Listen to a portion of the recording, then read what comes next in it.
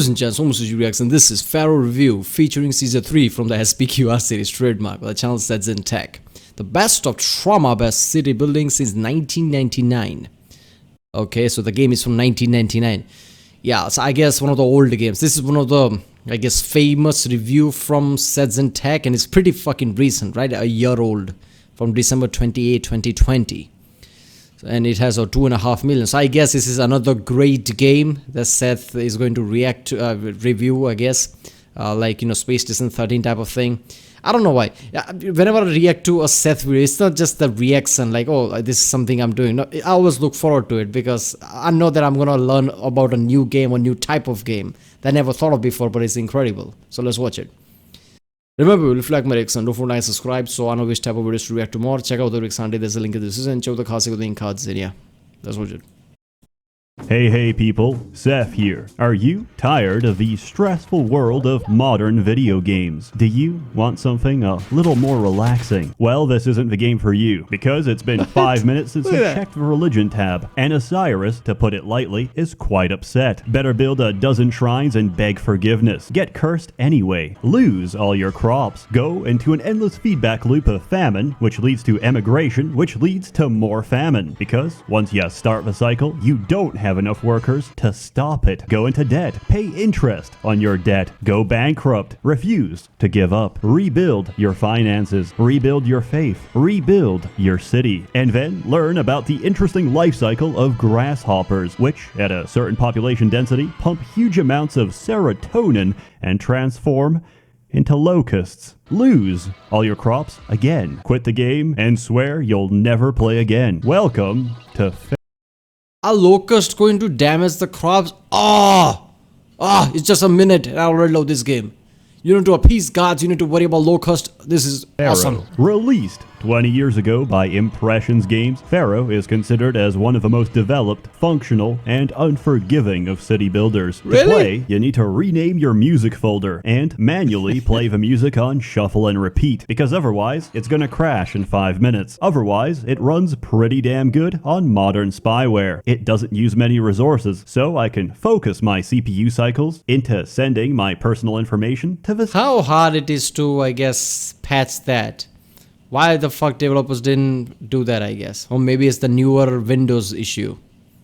Maybe it worked fine in the Windows 99 or whatever. It's an issue in this one. Or, Jensen players be like, or, you know, modders. Why are modders not doing something? CCP. To play the actual game, you need to make a family line, a dynasty to follow and develop across the historical progression of the campaign. From the earliest foundations of civilization on the Nile Valley to the triumphant heights of its golden age. It's a lot of fun. It's also deceptively simple and quickly ramps up in difficulty and complexity. I love Egyptian lore and Egyptian history because I played Assassin's Creed Origin and I love graphics so much and how it all felt with music. I really, you know, sank in lots of time researching Egyptian lore, and it's just fucking awesome. The pyramids and everything. So I'm not gonna lie, if I play this game, I would be really hyped. Until any faith you ever had in your city planning abilities are completely wiped out, leaving only a deep-seated feeling of anguish, despair, and incompetence. Don't worry, I've been there. When I built myself a personal mansion and paid myself a pharaoh's salary, thinking that somehow I outsmarted the Egyptian monetary system. Only later did I realize I wasn't making money. I was taking money from my own treasury to pay myself so I could put it back into my own treasury. My profound economic genius did not go unnoticed, because in several months' time, the real Pharaoh attacked my city to save my people from extreme retardation. In the beginning, your only concerns are food, water, and preventing your mud hut from spontaneously combusting. In ancient Egypt, most forms of architecture have a habit of exploding into blazing fireballs that will eventually consume your entire city. Historians attribute this to the fact that Egypt is closer to the sun. As such, every street corner requires an architect and a fire station, because without them, in a few milliseconds, my city will look like this. Your needs grow with the people. I don't know, if a place is dry enough over the time, right? I mean, there is a proper fucking drought. No rain for a long time. atmosphere might be just dry enough, and obviously being a desert, sun might, I don't know, just react in a way that, wooden hearts or something catch fire. I don't know, man. If it's dry enough, it could happen. But holy shit, there's a real crisis feeling when you play this game, right? There's a real feel like, holy shit, I need to worry about this. And you always need more people to run the city. This process is encouraged by the fact that as you satisfy their needs, dwellings will upgrade automatically, both visually and mechanically, as they accommodate wealthier residents. Your reward for a well-managed city is a city that doesn't look like shit. So, unless you want to stare at mud huts all day, we need to talk about the essentials of Egyptian life. Ancient Egypt invented many great things, such as crime and punishment. The mark of an advanced civilization is a police station. Unfortunately, Pharaoh was an older game in the series, which still worked on the principle of employers having to manually find their employees. This means they have to walk out, and if they don't find any housing, they can't access the labor pool. In the residential sector, this is no problem. In the industrial sector, I don't have an easy way of saying this, but I am compelled by the mechanics of the game to form a ghetto. Yes, there's more ethical ways to reach the workforce, but it's far easier and more convenient for me.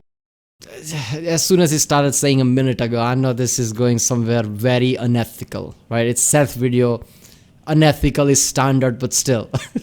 To simply gentrify the population centers. After all, what do they have to complain about? Jobs are plentiful, taxation is fair, and undisclosed income will be recovered one way or another back to the better part of a city. One of the most central parts of life in ancient Egypt was religion. Each city recognizes a number of different gods, and they demand worship. There's obviously more, but in Pharaoh, you worship one of the big five: Osiris, Ra, Ta, Set, and Bast, which respectively control the flood, the kingdom, pottery, destruction, and secondary toxoplasmosis transmitted by your cat. Make them happy, and you'll get a blessing. That usually helps your city, unless it's a blessing. It'd be really awesome if you can, I guess, worship Apophis. Right? Because the main god is Ra, right? Sun god. And its enemy is Apophis, right? A snake, evil thing that is trying to eat the sun, the Ra or something, whatever. Right? Suppose it's not a god, right? It's an evil thing or something like that. It'd be really awesome, like how, in the paganism, whatever. People worship Satan. There is, I don't know what it's called. It's Satanism or whatever they're called, who actually worship Satan or something, right? I'm forgetting the name. What are they called? Whatever. But if there's a feature like that, you can actually, worship Apophis, and I guess people get pissed off at that, and there's a religious one. That would be ridiculous. Blessing from Ta. Don't worry, mortal. I've resupplied your workshops. What's that? You don't have a weaver, jeweler, or shipmaker? Well then, my work here is done. Oh, that's a nice empty storage yard you have there. I'm gonna fill it with clay. Appeasing the gods isn't easy. You'll need to develop OCD and check the religion tab every few seconds to see how long you have until the next meltdown. Gods have to be honored by throwing festivals as often as physically possible. You see, the only way to delay divine punishment is getting shit-faced and drinking copious amounts of alcohol. When you vomit, Osiris smiles. Don't be surprised. Ancient Egyptian mythology is very colorful, and I think that's best depicted in the Osiris myth. Most of my retelling comes from the Plutarch account, which has its own issues, but we largely had to piece this all together. Ancient Egyptians believed that words carried power, so the more negative or unsavory parts of stories were often never recorded, because simply writing them would manifest the words into reality. Anyway, it goes like this. Simply writing them. Country that should be in your birthday. Oh, look at that. I survived, apparently. Right? Oh, yeah. Oh, my God. So, what is left? Russia, US, Germany, England, France, Brazil, China. Now I feel left out. Why not India? We want to be bombed too, man. Come on. Would manifest the words into reality. Anyway, it goes like this. Osiris rules over Egypt. Set didn't like that, so he invites him to a dinner party, during which he loudly proclaims there's a gift at the end. It's a chest, but he'll only give it to whoever fits inside. Every guest tries the chest, but none of them fit except Osiris. As he hops into the chest, Set and his goons lock him inside, decapitate and dismember him into 42 pieces, and throw him downriver. Osiris Oh my god, how is this even possible? This is literally that Looney Tunes shit, right? Oh, look at this trap box. I bet you can fit it. You can't fit inside. Oh, you fit inside and just slam the box down and just throw it in the ocean. Is that really what the, I guess, the story behind that is? Osiris's grieving wife Isis and his side hoe Nephis team up to find the missing pieces, including his dismembered penis. In one version, they find everything except his penis, which has, of course, been devoured by a fish. This may explain the lack of fish in ancient Egyptian diets, probably because, as far as they were concerned, they were dick eaters. Isis naturally asks Thoth, god of magic, to make him a new penis instead, the dimensions of which were never stated. Seth make a myth channel like OSP. Seth needs to make a myth video where he talks about mythologies. He definitely needs to make a video channel like that. They preserve a body, making him the first mummy. Then Isis posthumously bangs Osiris's undead body and gets knocked up. However, Osiris is incomplete, so he pieces out and goes on to become king of the afterlife. Isis gives birth to Osiris's son, Horus. In the meantime, Set has usurped control of the kingdom. That is, until Horus grows up and challenges him for the throne of Egypt. This takes almost 80 years, during which they transform into hippos and bite the shit out of each other. Isis attempts to intervene and harpoon Set, but accidentally stabs her son instead. In a perfectly natural response to your mom accidentally harpooning you, Horus decapitates his mother. Don't worry, it's not fatal, as Thoth steps in, slaps the stump, and replaces it with a head of a cow, which is why Isis is often depicted so. Anyway, where was I? Oh yeah, Set sexually assaults Horus. I mean, we went from dick-eating fish to this. Oh, it took Seth for me to realize this is the whole Egyptian mythology is the best fucking thing ever. Who needs daily soap when you have this shit? I mean, I have seen OSP's videos, right? Osiris production videos on Egyptian mythology, but nobody summarized like Seth. He definitely needs to make a channel about this, man.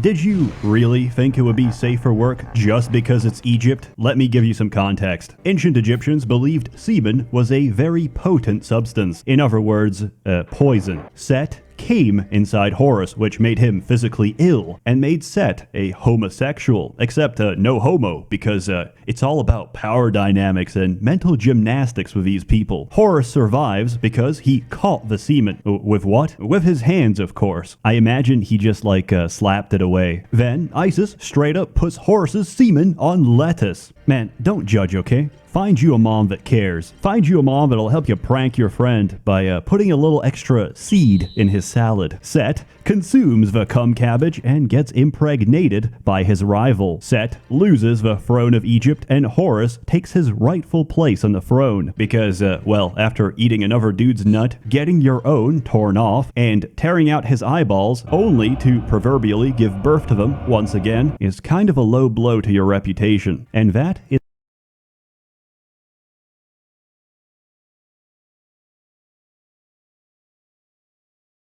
Oh, look at that. He has the throne. At what cost, man? Do you even want thrones after that?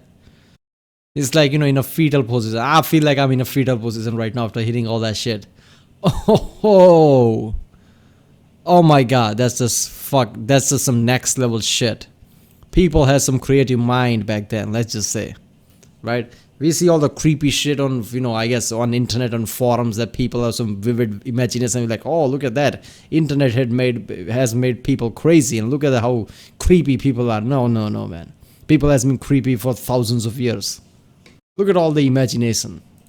is the Osiris myth, and bet they never teach that shit in schools. It's also relevant because Pharaoh is seen as the physical incarnation of Horus. But back to religion. The gods are fickle. You've got local deities and you've got your patron god. Local deities need temples or they get pissed. If a local deity has more temples than another, the other one gets pissed. If the number of temples for each local deity and the patron god are identical, the patron god gets pissed. Satisfying the gods is a delicate balancing act of wasting all your money on temples, but never spending too little or too much that they get jealous and burn your city to the ground. Aside from the spiritual need for faith, your people have a physical need for entertainment. This is where being illiterate really hurts. If you haven't read tutorials, you'll know how to place the entertainers, but no idea how to place the venues. If it shows red, that's because your road is wrong. But how do you make it right? Well, as a child, I made every road shape possible until finally one of them snapped in place and became green. Once you've got that down, entertainment is sorted. Look at them.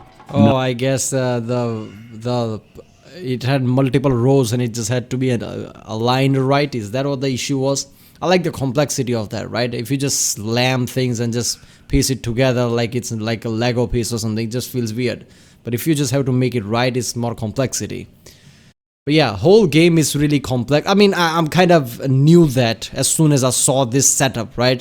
I mean, if Seth reviews a game, it looks like this, it's probably going to be complex, otherwise he's not going to review it, right? People say Seth takes way too much time to make videos, right? Reviews. Sometimes it takes months. Yeah, rightly so. I guess he chooses game very specifically. Actually sees which game is right. Probably plays 4 games and realizes 3 are crap and only this is good and then makes a review. Quality or quantity? Not a phone in sight. Just people living in the moment, dying of malaria. Unless you want your entire workforce to be wiped out by a plague, consider implementing universal healthcare everywhere except the ghetto. Insurance coverage doesn't extend to my work camps because the cheapest cure for malaria is to delete the household, which is a good time to mention that if you right-click on someone... Oh, my stomach. Oh, my head. They'll tell you their personal feelings about the city. I can't find a place to live. Oh at my any God. given time. I've been kicked out of my home and through no fault of my own. Advanced fervor. And Every single person has a storyline like that. So can you do something about it? Oh. people will demand more. Pottery, beer, recreation, education, a working legal system to complain about the state of police brutality. And if you give them enough of these goods and services, they'll turn into nobles. Say goodbye to half your workforce because these guys don't do heavy labor, but their estates are absolutely beautiful. Pharaoh was a very aesthetic game, and it still is. You've got a lot of options for beautification, from plazas to gardens to statues. You can choose and rotate by pressing the R key. Primarily, you're gonna... Yeah, I'm not gonna lie. Even though I don't have OCD, I feel like OCD is such a loose thing that even people who don't have serious OCD have kind of OCD. So with games like this, I always, I feel like, oh, this would be fun, but I always have this lingering issue in my head, like, but what if I try to make something, realize, like, wait a minute, I'm still not satisfied with this. I would, waste way too much time worrying about, does this look right? Is this the best setup I can make it with, right? Should I put statue here? Should I put statue there? And because of this fear, usually I don't play games like this. So I guess I kinda have OCD, I don't know. use them to inflate property values. But there's also another lesser-known purpose to statues, dealing with wild animals. Normally, the only response to an animal fatality is police brutality. If an animal is not beaten, a citizen gets eaten. However, you can block off predators by surrounding them with several dozen pickle sphinx statues. This method only applies to members of the animal kingdom, which doesn't include water demons. Do you know how many police officers it takes to kill one hippopotamus? I tested this. I lose 5 men for every hippo. I played Assassin's Creed Origins and it had lots of hippos, and like, what the fuck is with the hippo? I've never come across a game, especially a game like Assassin's Creed, which has emphasis on a hippo. But apparently with Egypt, hippo was some threat, right? I mean, hippos are really dangerous animals and they usually don't hang around any civilization. Egypt was a big civilization and hippos were kind of local thing there. So I guess it just became a thing, hippo threat. send in the army, but then they run to water and toggle God mode. I've learned to accept that there's nothing I can do about this, except increase the music volume to try and drown out the screaming. With development comes prosperity. Trade is an essential component of any city, and without profitable exports, you're going to run out of money. Don't worry, if this happens, Pharaoh will send you a stimulus check, because he's literally printing his own money. I recommend declaring bankruptcy at least once each mission. Hey, it's free money, and I'm gonna take it. Anyway, each city can only make certain goods. Everything else you're gonna have to import. Not only that, but your neighbors and the Pharaoh himself might make requests of your city. Ooh, what about essentials, right? Does cities always have essentials, or certain cities don't have essential, farming, and they are relied on the trading? So if somehow trading gets cut off, everybody starves or something. Is there a feature like that in this game? Because that would make, I guess, governing or running the whole country kind of the economical issue type of element to the game. I don't know how else to say that. That would be really fun. Like, okay, holy shit, I need to get this right, otherwise entire cities might starve.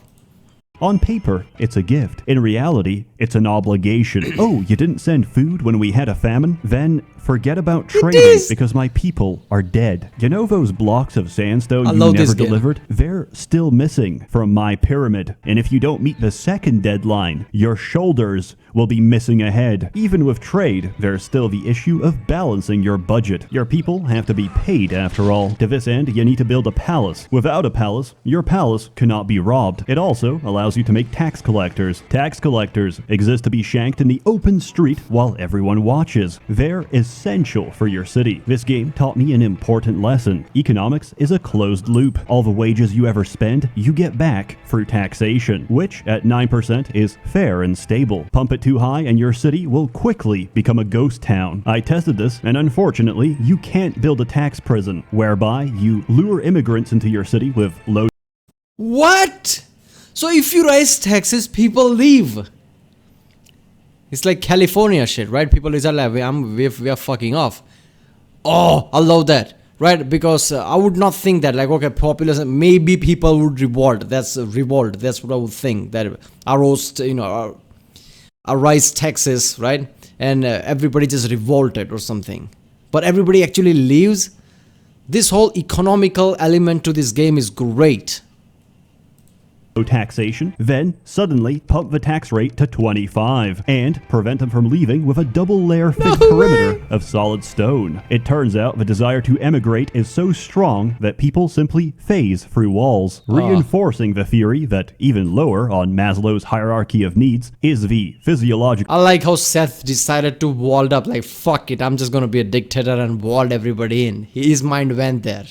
It's just incredible. ...requirement for a human being to evade taxation. Ancient Egypt was a real powerhouse and evoked a lot of jealousy. I would be too if I lived in a desert. Understandably, they're here to take your crops and murder you. Invasions are common, so combat is inevitable. And I'll be real with you, it's not very good. Most of it boils down to how many bodies and planks of wood can I throw at the enemy. That is, until you get chariots, which were considered by many during the time period to be imbalanced, pay-to-win bullshit. Alternatively, you could just pray to Set. So once your enemies reach the map, they'll fall to the ground and be recorded as a COVID death. Above all, Egyptian civilization revolved around one thing: building the sickest tombs. Think of the richest man alive right now in Anno Domini 2020. Now consider that he hasn't even prepared a modest mastaba to serve as his mausoleum. The ancient Egyptians believed... Let's be honest, when this video came out, I think Elon Musk was the richest man, right? I'm pretty sure.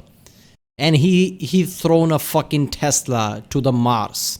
I mean, why the fuck would you build a pyramid? A stupid ass brick pyramid.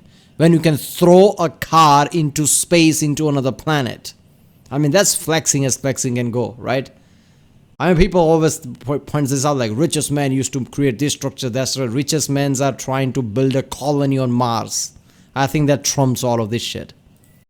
that the afterlife was a complicated affair. First you die, then you're judged. You tell the gods the 42 sins you haven't committed, and your heart is weighed against a feather, known as mayat or balance. It's all metaphorical, and essentially, live a bad life, and your heart is devoured. Live a good life, and you get to go on to the field of reeds, where everyone, regardless of status, gets the same patch of farmland. To put it simply, Wait a minute, I watched that movie Gods of Egypt. In that, they showed that it's not about being bad, but if you don't have some riches when you die, you don't enter heaven or something like that, right? I don't remember exactly. But if somebody was not bad person but poor, what do you have to offer? Nothing. And I guess I guess the point that there was like, regardless of if you're good or not, moral or immoral, if you don't have money, you're screwed. Is that what the case was? Because that's fucked up. Field of Reeds is a socialist heaven. That's why Egyptians often buried food, drink, and other valuables with their dead, because you'll need it for the journey. That's why they also got so upset about grave robbers, because, think about it, if you're stealing shit from a pharaoh, you're actually stealing shit he needs in the afterlife. It's like you're playing Gmod Survival, but with God. But God's multiplayer session doesn't have anti-cheat, and as you try to chow down a fig, it fucking despawns. So you reach for another, it also despawns, and now you're naked. Egyptian life was as much about living as it was preparing for the next one, which is why most of the later missions will have you preparing your own funeral as you wait literal years for the pyramids to finish construction. At this point, there's no shame in using cheats. The Giza pyramids are actually so goddamn big that even cheat codes can't finish them. They can only speed them up. Luckily, the Cleopatra expansion has none of that. Thanks to the long-term threat of burglary, you'll be building tombs into the rock instead, inside the Valley of Kings. It's really more of the same. Don't want to pause too much, but oh my god, playing Origins, the emptiness of the Egypt sands and coming across these tombs on empty places. It felt like a bit of Indiana Jones type of feel, like, coming across something that is forgotten or something, going inside these tombs, that Egyptian type of origin music plays in the background. Oh my god, that experience was incredible. Looking at the horizon while sun is just setting, so it's kind of red, right? Horizon is kind of red, and seeing all this empty empty desert. But there are some places that are empty, how to say this, weirdly broken, and I guess very old, right? Ruins type of places that you can go to. You spend night there, go there, and oh my god, that experience was incredible. Except some guy called Moses keeps messing with the RGB settings of your river, and will continue to do so until Pharaoh finally has enough and decides to free the Jews. This game also comes with a surprisingly functional and intuitive map editor. I even made one myself, with a custom script that generates crime every month of the year to try and simulate the average inner-city neighborhood of a new world. As a game that's nearly older than most of the people on this platform, it's still got the best soundtrack, the best visuals, and the most functional design of all city builders. Pharaoh, like the pyramids, was built to last, and I give it my highest recommendation. It is by no means easy, but all things worth doing are difficult. And what's the most difficult thing of all? Maintaining civilization. Yet, no civilization can ever last. Empires rise and empires fall, and so did Egypt to the Roman Empire. Caesar Free is practically a carbon copy of Pharaoh, but hey, Roman religion was pretty much a carbon copy of the Greeks, and I'm gonna get to them in the future. On the other hand, they did invent shitposting. It's maybe comforting or humbling to remember that no matter how much time has passed between us, the hopes, dreams, and motivations of fellow humans remains very much the same. The only difference is that instead of spending your time killing Nubians, you'll be spending your time killing the Scottish. Caesar Free was very progressive for its time, as it accepted the harsh truth that you could bring civilization to Britain, but you could... Oh, I guess he's talking about Caesar 3 game in the last minutes. That's why featuring Caesar 3, alright. Never bring Britain to civilization. Unlike Pharaoh, most of the messages you get are actually animated. The voice act... By the way, this clip, this is not related to this video, but when I was a kid, right, I was running down stairs, right? Stair wasn't that steep, but it was, I guess, running down the steps, and it was very long distance, right? And I'm like, fuck it, I'm just gonna run like how I run. I was a kid, right? I didn't know shit at the time. Then I realized, okay, I'm running, downhill right now because there are stairs and I'm going down, right? And then I realized because it's stairs and my feet are constantly, I guess there is no straight ground, right? I can't brake. And I was going at full speed and I realized, wait a minute, I can't brake. I physically can't brake. And I remember feeling the panic while running down, right? Somehow I braked with my leg and I guess I spin down like how he's doing. And it is a fucking ridiculous moment. Like even if you want to stop, you can't. So this clip just reminded me of that time, like, oh my God. Civilization. Oh, Unlike oh. Pharaoh, most of the messages you get are actually animated. The voice acting is way better. If more food doesn't arrive soon, there won't be anyone left to pay any tax. Combat doesn't suck ass, and it actually runs on modern systems. Despite all this, it is 1 year older than Pharaoh. So, What? what's the downside? Well, there's no monuments. But on They the will bright be side, newer. there's no monuments. Overall, if you're concerned about hypertension, Caesar Free is the better option. It's not the anxiety-inducing disaster spiral that is Pharaoh, but I also highly recommend it. It's a wonderful game about the greatest of empires. You got through those funds quickly. Try to make these new funds last longer. But like any empire, it too had to collapse. The fall of a Roman Empire sent us tumbling into the Dark Ages, a long period of technological decline where the only video game you had was Dark Souls, and it took us nearly 1,000 years for humanity to finally recover. If you're interested, GOG isn't selling a bundle. Activision flaked out, so instead, interested, GOG CD Projekt Red. Oh my God! People said after Witcher 3, this is the untouchable game, and the level of hype. I think I still have a video about Cyberpunk before Cyberpunk was released, and in that I said like the hype that is happening. I think the game's going to fail, and even if it doesn't fail in people's eyes, it's gonna fail because people are hyping it up, and it actually was worse than what I thought. And look at this. isn't. Oh, look at this shit. Right? After Witcher 3, it got higher and higher. And then around this point, Cyberpunk became more mainstream. Like, oh, Cyberpunk is coming. Cyberpunk is coming. Oh, it sucks. Bam. Holy shit. Look at that. selling a bundle. Activision flaked out. So instead, use my link and you get a discount on not only Pharaoh, but also Caesar Free and pretty much every game I've ever sold on GOG. Enjoy. As always, more content to come next year. Merry Christmas. We don't celebrate Christmas here because we killed Jesus, but don't let that stop you. A warm thanks to the many. Yeah, Merchants Guild. Okay. Like I said, Seth makes really quality video and chooses games very specifically. That's why he takes time making video, quality over quantity. But still, I wished he made more videos because nothing come close to Seth reviews.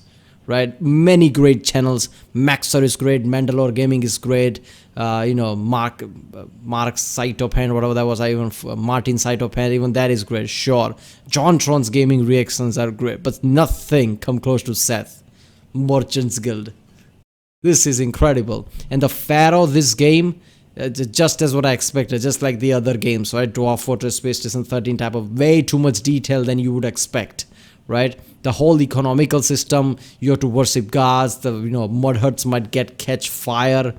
Oh, all the hippos might attack. You need to create tax. You have to manage taxes. If you tax too much, people actually would migrate somewhere else. Like what? This is some real world elements right here. Yeah. All right, people. That was Pharaoh review by the channel ssethtzeentach. I'm sure I'm gonna play all this game one day, if not right now. I'm way busy right now, I guess. I just slept 3 hours last time and I'm on tramadol right now. You can already feel I'm a bit drugged out or whatever. I have to sleep and have to wake up again to go to, I guess, a site 300 kilometers from here. So right now, way too fucking busy. But one day, right, I'm going to play all these games. Space Station 30, Dwarf Station, whatever that was. Pharaoh. Alright, well, if you like my reaction, do like, subscribe, check out the reaction. This is the link in the description. Check out the cards, check out the link cards, and yeah, I'll see you next time.